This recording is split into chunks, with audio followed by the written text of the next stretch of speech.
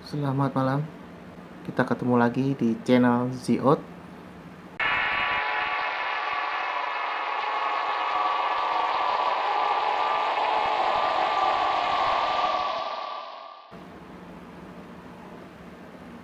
Oke, channel Ziot sebisa mungkin setiap malam Jumat akan berbagi kisah atau pengalaman saya pribadi ataupun orang-orang sekitar saya yang dulu pernah menjadi teman saya ataupun menjadi sahabat saya juga pernah. Jadi setiap malam Jumat saya akan bercerita tentang pengalaman-pengalaman itu.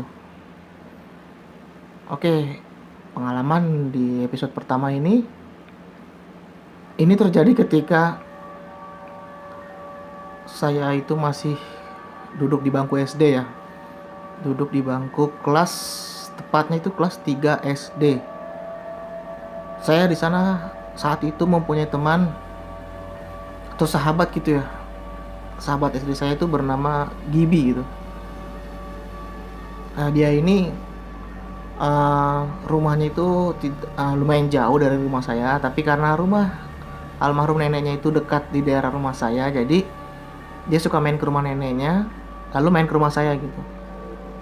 Saat itu kondisi di rumah saya juga sepi waktu itu, karena di rumah itu hanya ada adik saya yang masih bayi waktu itu dan juga almarhum mbah saya, karena kedua orang tua saya bekerja saat itu. Jadi sepi gitu di rumah, dan kakak saya juga belum pulang sekolahnya. Waktu itu SMP sekolah kakak saya.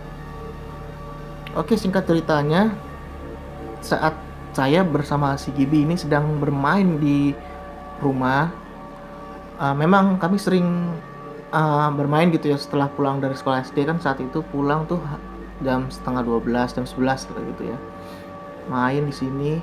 Begitu dia ingin pulang, tiba-tiba hujan deras. Saya masih ingat itu hujan deras sekali. Nah, kami di rumah saya itu kami hanya berempat. Saya, Gibi, adik saya masih bayi dan juga almarhum mbah saya. Itu berkumpul di kamar, di satu kamar, karena benar-benar takut. Petirnya saat itu sangat kencang. Wah! Jadi setiap petir tuh benar-benar menggelegar gitu. Duar! Jadi membuat kita tuh saat itu benar-benar meringkuk takutan gitu. Sekitar 1 jam berlalu saat masih hujan deras. Tiba-tiba ada yang ngetok pintu kan, tok tok tok tok tok tok tok gitu.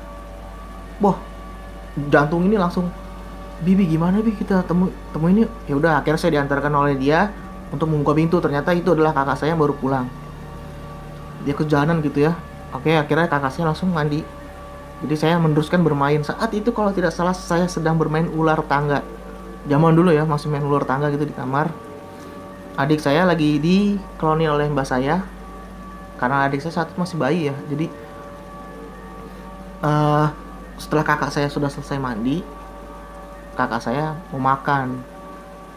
Pas ngambil makan, langsung kok kayak agak merinding gitu katanya di dapur tuh. Ya saya kan saat itu kan masih kecil ya, gimana ya, takut aja perasaannya. Kok ngomong kayak gitu. Saya pikir mungkin kakak saya ini cuma mau nakut-nakutin saya dan juga teman saya itu. Gak lama kemudian pas ada petir, wah, kakak saya langsung lari tuh. Ji gitu. Saya bilang, kenapa mas? Ci, lu barusan lihat apa mas? Wah, sumpah gila, gue merinding nih. Oke. Kakak gue langsung ketakutan gitu ya. Langsung naik ke tempat tidur yang adik gue sama mbah gue itu. Dan sedangkan gue kan di tempat tidur yang di bawah. Kenapa mas? Tadi gue ngeliat ada orang yang lagi jongkok di atas meja makan. Hah? Rambutnya gimbal gitu, terus lidahnya tuh merah gitu. Seriusan mas? Beneran sih, gue nggak bohong gitu. Oke, di situ gue berpikir mungkin kakak gue itu hanya menakut-nakuti gue aja ya. Tapi gambaran yang dibilang kakak gue itu ternyata akan ngefek gitu sampai ke cerita episode berikutnya gitu nanti. Oke, jadi sebenarnya kan gue bertanya ya, apa maksud kakak gue itu? Apa kakak gue itu bohong, ada makhluk seperti itu, atau emang ada gitu, dan ternyata itu ada, dia itu yang ada ternyata. Kenapa saya bilang seperti itu? Karena next di episode berikutnya gue akan jelasin ada apa lagi dengan makhluk itu. Oke, terima kasih yang udah nonton cerita ini. Terima kasih.